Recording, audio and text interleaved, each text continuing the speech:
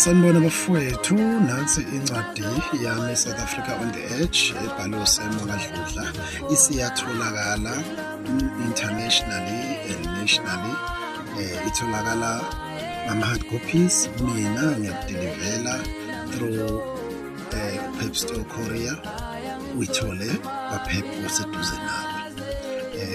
Uma futhi usemazweni omhlaba phesheya kweyilwandle nase-Afrika, uyayithola le ncwadi kuma-digital stores all over the world. Ikhona available ngisho eChina, ikhona ungena kuma-bookstores akhona, uyi-download-e, uyifunde le ncwadi e-unpack-a okuningi e-South Africa ukuthi ishintshe ukuze ishintshe kufanele sikwenze.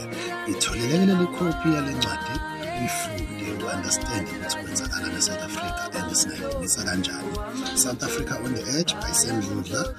Ungena nje ku-Google ugugulishe South Africa on the Edge by Sam Dludla, izobe isethatha ibeka kuzona zonke iy'tolo zomhlaba ozokwazi ukuthola download icopy yakho and enjoy. Ibhaliwe le ncwadi, ifundisa okuningi, i-unpack-a zonke izinto ezenzekalayo ukuze South Africa ihlale ihlupheka, ukuze South Africa ihlale ibanjwe i-corruption.